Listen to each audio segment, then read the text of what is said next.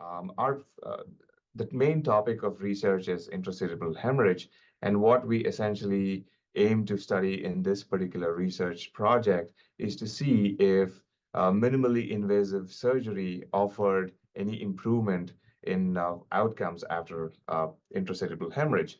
And just to give a little bit of perspective, uh, surgery is usually not a standard of care for intracerebral hemorrhage, with prior trials like Stitch 1 and Stitch 2 not showing any benefit in terms of functional outcomes or mortality.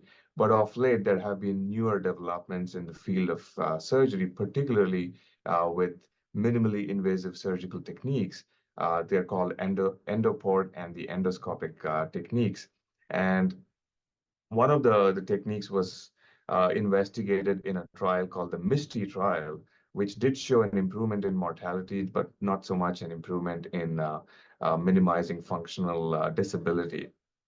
And that said, there has been a more recent trial called Enrich, which did show that minimally invasive surgery improved both functional outcomes and lowered or reduced the mortality in these patients.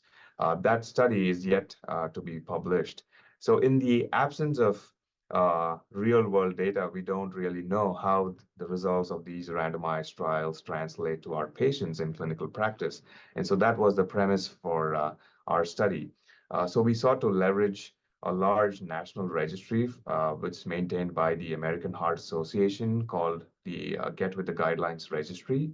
And we sampled about 600,000 patients over a course of the last 10 years or so who had a non-traumatic intracerebral hemorrhage, or ICH. And we studied patients who underwent minimally invasive surgical techniques and compared them with patients who were managed without surgery with standard medical care alone.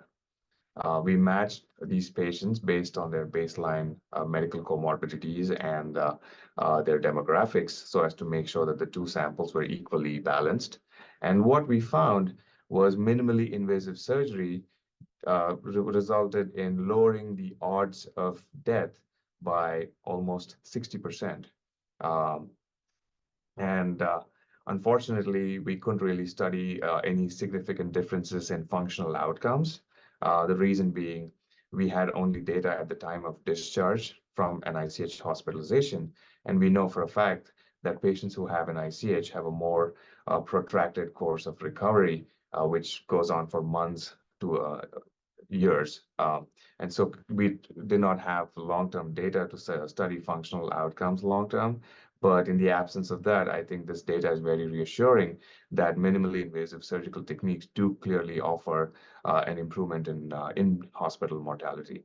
I think in addition to exploring long-term functional outcomes, the important thing to also see would be the time to the surgical intervention, with the assumption that, time is brain is also applicable to ICH, like it is applicable to ischemic stroke. So as soon as patients hit the door with an intracerebral hemorrhage, I think it probably would be interesting to see how every minute or every second we lose would harm our patients. So time to surgery is probably also equally important in these patients.